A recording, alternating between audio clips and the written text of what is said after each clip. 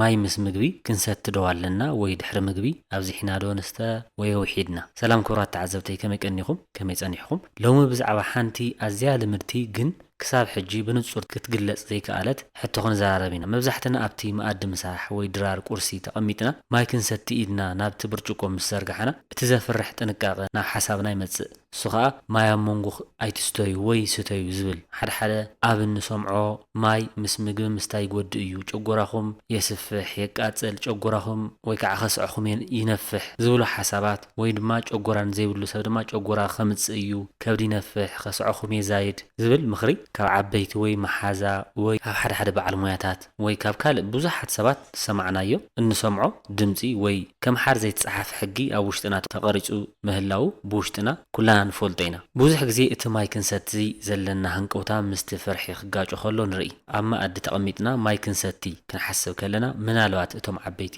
ወይ መሓዙትና ወይ በዓል ሞያ ወይ ባህሊ እቲ ዝበለና ሓሳብ ሓቂ ድዩ ሓሰት ድዩ ኢልና እናፈራሕና ብርጭቆ ክንሰቲ ክንብል ንመልሶ ወይ ከዓ ብርጭቆ ክንሰቲ ወይ ከዓ ኣብዚሕና ክንሰቲ ናብ ኢድና ነቕርቦ ንመልሶ ኢና እዚ እምነት እዚ ጥራይ ርእይቶ ድዩ ወይስ ኣብ ዝተረጋገጸ ሓቂ ዝተመሰረተ ክንምርምር ኢና ማለት እዩ ዝኽንዘራረብ ኢና እቲ ዘገርም ነገር እዚ ጨጎራ ዘምጽእ ዝብል ወረ ካብ ወለዶ ናብ ወለዶ ክሰጋገር ከሎ ከም ሓደ ናይ ጥዕና ቅዋም ተቐቢልና ይንነብር ሎሚ ግን ነዚ መጋረጃ እዚ ክንቀዶ ኢና በዚ ቪድዮ ቢልና ነቲ ንዓመታት ዝደቀሰ ሳይንሳዊ ሓቂ ክንቃለሶ ነቲ ጉጉ ይርዲት ክንጽር ከምኡውን ማይ ምስ ምግቢ ምስታይ ንጥዕናና ዝጎድእ ወይ ይጠቅም ምዃኑ ብሳይንሳዊ መርትዖ ክንፍትሾ ኢና እዚ ማይ ምስ ምግቢ ምስታይ ወይ ዘይ ምስታይ ካብዚ ቪድዮ እዚ ሳይንሳዊ ንጹር መልሲ ክንረክብ ኢና ስለዚ ክሳብ መወዳእታ ምሳይ ጽንሑ ምክንያቱ ነቲ ንዓመታት ዘጨነቆኩም ሕቶ ብሳይንሳዊ መገዲ ክምልሶ ተዳልየ ኣለኹ ነብዚ ወከፍ ካሊት ናይዚ ቪድዮ ንጥዕናኩም ዝኸውን ዘገርም ሓቅን ጥቕምን ሒዛ ትርከብ እሞ ንዑናይ እምበር ኣብዚ ቪድዮ እዚ ማይ ምስ ምግብን ጥዕና ይጎድዶ ይጠቅም መን እዩ ኣብ ማይ ምስታይ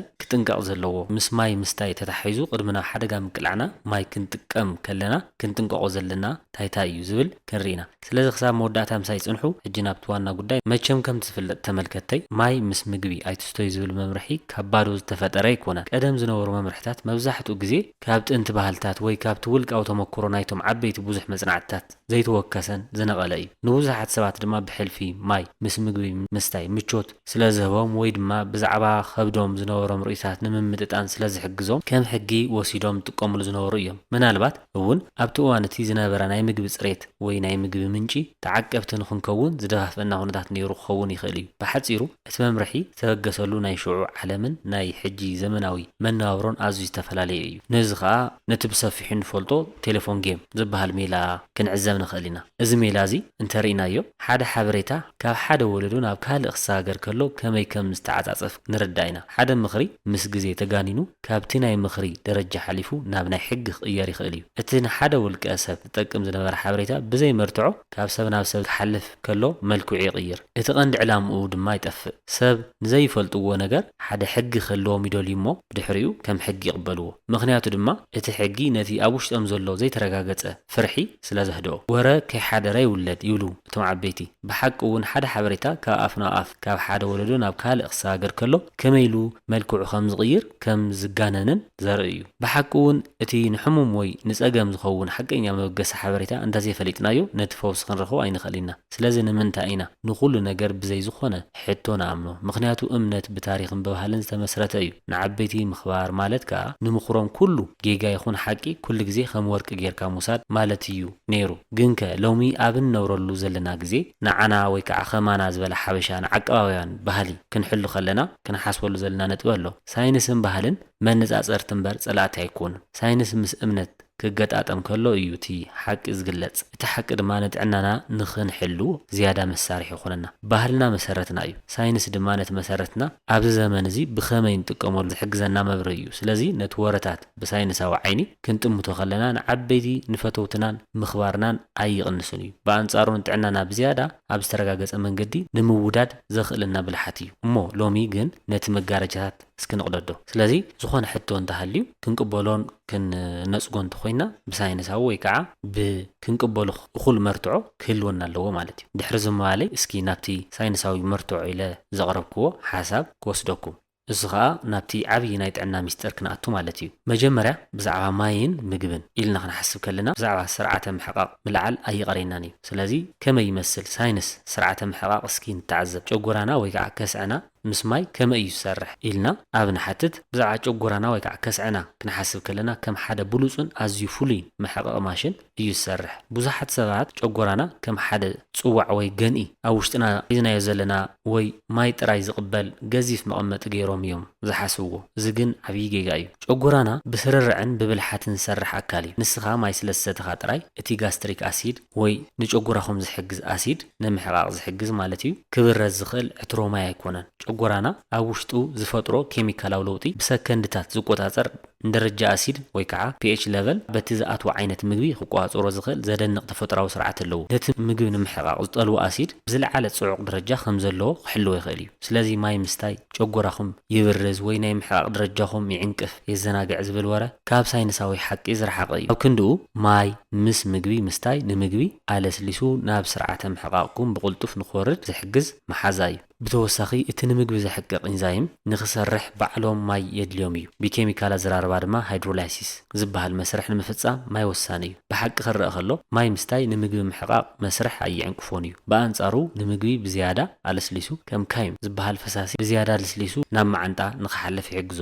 ማይ ብምስታይ እቲ ጨጎራና ዘፍረዮ ኣሲድ ብቐሊሉ ኣይብረዝን እዩ። ከመይሲ ጨጎራና ደረጃ ኣሲድ ወይ ከዓ ፒኤች ሌቨል ብግቡእ ክቆፃፀር ዝኽእል ፕሮቶን ፓምፕ ዝበሃል ተፈጥሯዊ መሳርሕታት ኣለዎ። እዞም መሳርሕታት እዚኦም ማይ ብምስታይኩም ጥራይ ዝቕየሩ ዘይኮኑስ ብዓይነት እቲ ትበልዕዎ ምግቢ መሰረቲ ገይሮም እዮም ዝሰርሑ። ስለዚ ማይ ምስታይ ንመስርሕ ምሕቃቅኩም ኣይብርዞን እዩ።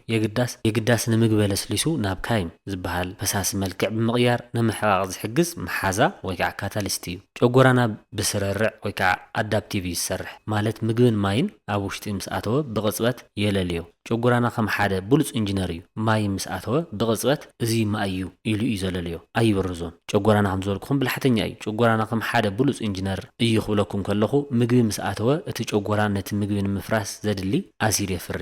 ማይ ምስ ኣተወ ግን እቲ ጨጎራ ብቕፅበት ይፈልጦ እሞ ነቲ ኣሲድ ከይብርዝ ዝገብር ፕሮቶን ፓምፕ ዝበሃል ቴክኖሎጂ ይጥቀም። ስለዚ ማይ ኣይብረዝን እዩ ብሓፂሩ። ብዙሓት ሰባት ማይ ምስ ሰተኹ ጨጎራ ይብረዝ ኢሎም ይሓስቡ ወይ ከዓ ዝኾነ ሕማቕ እዩ ኢሎም ይሓስቡ። እዚ ግን ንጨጎራና ከም ሓደ ቀሊል ገዚፍ መትሓዚ ጽዋዕ ማይ ጌርካ ከም ሙሳድ ዝመፀት ተሓሳስባ እዩ። ጨጎራና ግን ኬሚካላዊ ምላሽ ዝቆፃፀር ልዑል ክእለት ዘለዎ ኣካል ስለ ዝኾነ ማይ ምስ ሰተኻ ጥራይ ኣሲድ ኣይብረዝን እዩ። ግን እዚ ሓቂ ኣቦቱ እናሃለወ ፍልይ ዝበለ ኩነታት ግን ኣሎ።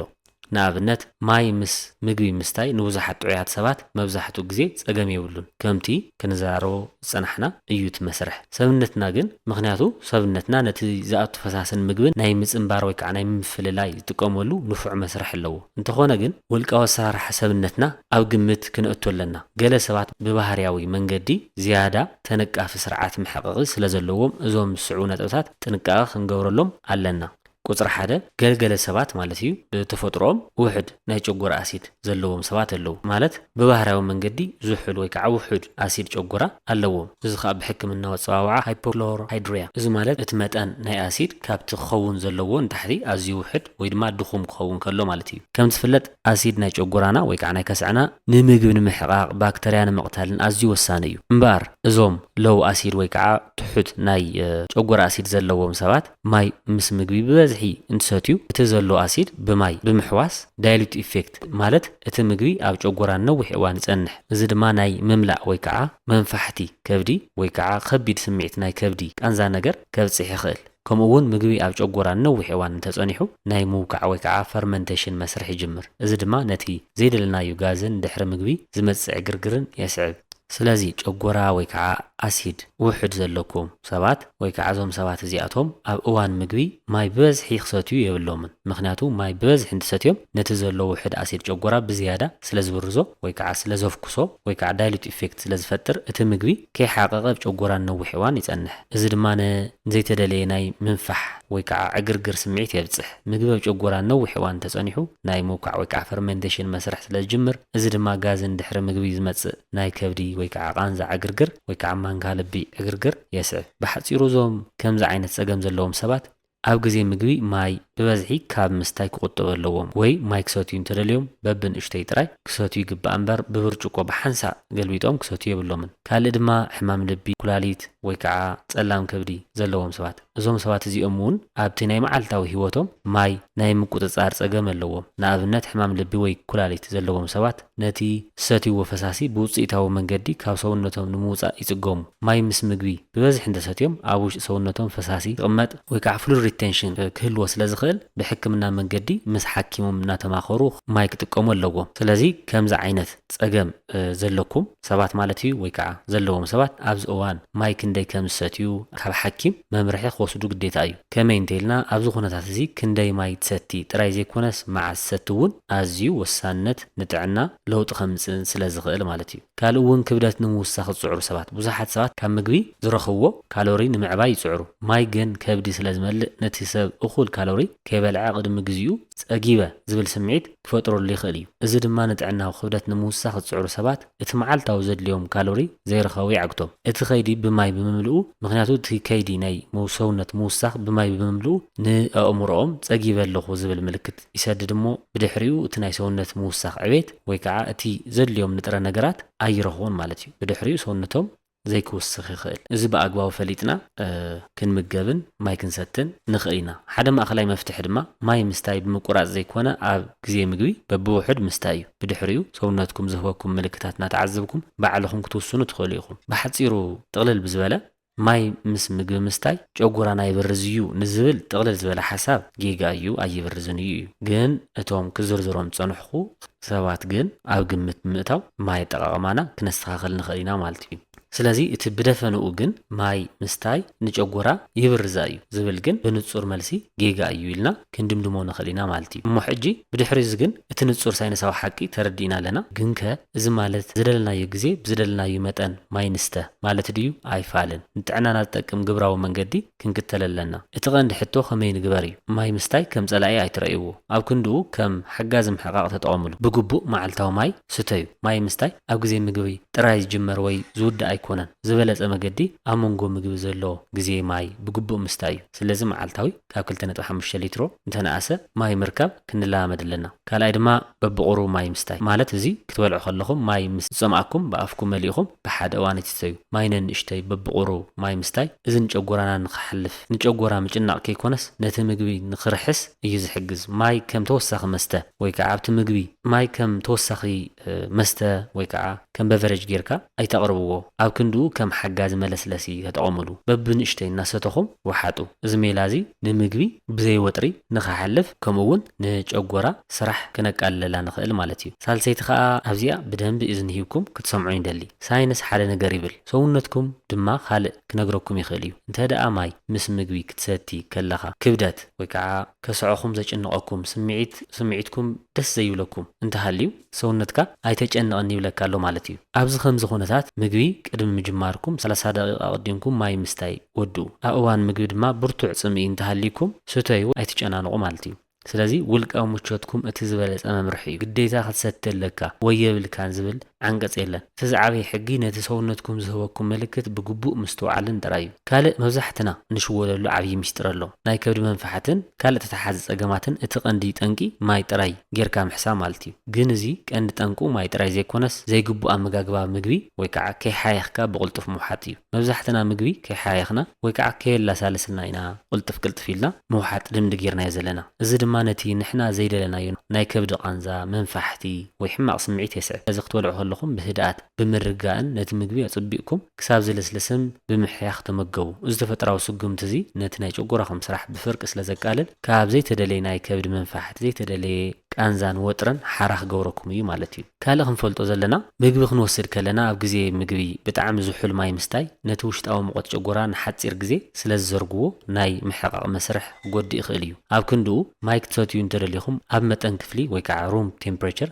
ዘሎ ማይ ምስታይ ንጨጎራኹም ዘየጸግምን ምሕቃቕ መስርሕ ዘየዕንቅፍን እዩ። ብመጠን ክፍሊ ዘሎ ወይ ከዓ ሩም ቴምፕሬቸር ክንብል ከለና ፍጹም ዘይፈልሐ ወይ ከዓ ካብ ፍሪጅ ዝወፀ ዝሑል ዘይኮነስ ልክዕ ኣብ ውሽጢ ክፍሊ ተቐሚጡ ዘሎ ንቡር ናይ ገዛ ሙቐት ማለት እዩ። እዚ ድማ ነቲ ውሽጣዊ ሙቐት ጨጎራና ስለ ዘይዘርጎ ወይ ከዓ ንምሕቃቕ ስርዓት ብጣዕሚ ስለ ዝሕግዝ ጨጎራና ይጎድኦን ማለት እዩ። ስለዚ ኖርማል ዝበሃል ኣዕሪ ዘይሞቐ ኣዕሪ እውን ዘይዝሓለ ማይ ክንጥቀም ኣለና ማለት እዩ። ስለዚ ክንርስዖም ዘይብልና ሕግታት ማይ ምስ ምግቢ ዘይምችወኩም ሰባት ቅድሚ 30 ደቂቃ ቀዲምኩም ማይ ምስታይ ወድኡ። ኣብ ግዜ ምግቢ ማይ ምስታይ ትፈትው ድማ ማይ እንተደሊኹም ብንእሽተይ ከም መለሳለሲ ተረጋጊኹም ምስታይ። ክውገዱ ዘለዎም ከዓ ማይ ብሓንቲ ሳዕ ብዓብዪ ኣብዚሕኻ እስካብ ትጭነቕ ዘይምስታይ ብድሕሪኡ ካልእ እውን ዝሑል ማይ ወይ ከዓ ካብ ፍርጅ ኣብ እዋን ምግቢ ካብ ምስታይ ተቆጠቡ። ከምዚ ጌርኩም ተተላሚድኩም ማይ ምስ ምግቢ ምስታይ ወይ ዘይምስታይ ከም ፀገም ዘይኮነስ ከም ዓብዪ መፍትሒ ክትርእይዎ ኢኹም። ጥዕናኹም ኣብ ኢድኩም እዩ ዘሎ። ሎሚ እትገብርዎ ንእሽተይ ለውጢ ድማ ፀባሕ ዓብዪ ውፅኢት ፍውሳን ክትፈጥር እያ። ሞተኻተልተይ ማይ ምስ ምግቢ ምስታይ ከምቲ ብዙሓት ዝብልዎ ቀታሊ ወይ ጎዳኢ ጨጎራ ኣይኮነን። ኣብ ክንዱስ ማይ ንምግቢ ኣለስሊሱ ናብ መዓንጣ ንክሓልፍ ዝሕግዝ ንስርዓተ ምሕቃቅ ዘቀላጠፈ ፈጥራዊ መሓዛ እዩ። ኣብ ግዜ ምግቢ ማይ ምስታይ ዘይኮነስ ዘይግቡእ ኣመጋግባ ምግቢ ዘይሓሕካ ብቕልጡፍ ምውሓጥን እዩ ትቐንዲ ፀገም። እቲ ቀንዲ ነጥቢ እዚ እዩ። ሰውነትኩም ወይ ከዓ ጨጎራኹም ንኩሉ ነገር ዝምልከት መልክዕ ኣለዎ። ጥዕናኹም ተኸታተሉ። ኣብቲ ንስኹም ትሰምዕዎ ስምዒትኩም ድማ ተኣማመኑ። ዝኾነ ፅንሰ ሓሳብ ከይፈተሽኩም ብፍርሒ ኣይትቀበልዎ። ንስኹም ጥዕናኹም ትቆፃፀሩ ዋናታት ናይ ኣካልኩም ዋናታት ኢኹም እምበር ተኸታተልተይ ሎሚ ንምሳሕኹም ክትበልዑ ምስ ተቐመጥኩም እታ መጀመርያ ምውዕጉ ማይ ጥራይ ፈትኑ። እዚ ግን ከም ሓደ ከቢድ ጾር ወይ ኣፀጋሚ ሕጊ ዘይኮነስ ከም ሓደ ግላዊ ሙኮራ ተጠቐምሉ። ኣብ መኣዲ ምስ በፃሕኹም ምግቢ ቅድሚ ምጅማርኩም ነቲ ብርጭቆ ማይ ኣልዒልኩም ብንእሽተይ ምዕጉድ ጥራይ ብምጅማር ሰውነትኩም ከመይ ከም ዝምልስ ነዚ ምላሽ እዚ ኣስተውዕሉ። እዚ ሜላ እዚ ነቲ ማይ ክሰቲ የለን ዝብል ግዴታታት ነቲ ምግቢ ክበልዕ ከለኹ ዝብል ፅምእን ብምስማዕ እቲ ቀንዲ ዕላማ ምግቢ ንምሕቃቅ ንምስትምቃርን ምዃኑ ክትዝክሩ ይሕግዘኩም። ኣብ መዓልታዊ ህይወትኩም ነቲ ማይ ከም ሓደ ምክንያት ጥራይ ዘይኮነ ነቲ ምግቢ ንምስትምቃር ዝሕግዝ መሳርሒ ጌርኩም ትወስድዎ ፈትኑ። ሰውነትኩም ከመይ ከም ዝስምዖ ተዓዘቡ። ንመጀመርታ ግዜ ትፀገም ካብ ማይ ምስታይኩም ድዩ ወይስ ካብቲ ርቡፅ ዝኾነ ኣተሓያይኹም ወይ ናይ መጋግባኹም ቅልጣፈ ወይ ከዓ ኮላልሳኹም ምዃኑ ምፍላጥ። እዛ ሓፂር ሙከራ ባዕልኹም እትምስክርሉ ትኽእሉ ኢኹም። ኣይትሻቐሉ። እዚ ንምቕያር ወይ ንምክልኻል ዝተዳለወ ሕጊ ኣይኮነን እኳ ደኣ ኣብ ውሽጢ ሰውነትኩም ዘሎ ፍሉይ ድሌት ንምፍላጥ ዝሕግዝ መስኮት እዩ። ብተወሳኺ እዚ ምዕጉ ማይ ምስታይ እቲ ናይ ምሕቃቅ ስርዓትኩም ካብ ድቃስ ወይ ካብ ዕረፍቲ ናብ ንጡፍ ዕዮ ንኽሰጋገር ዘሎ ምልክት እዩ። ብምስትዋዕል ክትሰትዩ ኣለኩም። እቲ ምቾት ናይቲ ማይ ኣብ ከብዲ ጥራይ ዘይኮነ ኣብቲ ናይ ምጥዓም ክእለትኩም እውን ለውጢ ከም ዘምፅእ ክትፈልጡ ትኽእሉ ኢኹም። እሞ ሕጂ ንዓኹም ማይ ምስ ምግቢ ምስታይ ከምቲ ዝተለመደ ጊጋ እምነት ድዩ ክሳብ ሕጂ ፀልወኩም ነይሩ ወይስ ድሕሪ ሕጂ ሓቂ ምስ ፈለጥኩም ኣረኣያኹም ክቕየር እዩ? ግላዊ ሓሳብኩም ልምድኹምን ኣብ ኮመንት ፀሓፉለይ። ፍሉይ ሓሳብ ወይ ርእይቶ እንተሃሊኩም እውን ኣቕምጡ። እዚ ቪድዮ እዚ ንብዙሓት ሰባት ምእንቲ ክበፅሕ ድማ ሼር ግበርዎ። ካልእ ተመሳሳሊ ናይ ጥዕና ሓበሬታ ቀፃሊ ብበዓል ሞያ ብሳይንስ ተረጋገፀን ሓበሬታ ንምርካብ ነዚ ቻናል እዚ ሳብስክራይብ ዘይገበርኩም ሳብስክራይብ ግበሩ። ንሎሚ ዝነበረና ዛዕባ እዚ ነይሩ። ንመጻእ ድማ ከም ዝንዓኹም ዘገርም ካልእ ሳይንሳዊ ሓቂ ሒዘልኩም ክመጽእ እየ። ክሳብ ሽዑ ጥዕናኹም ሓልው። ሰላም ቅንዩ።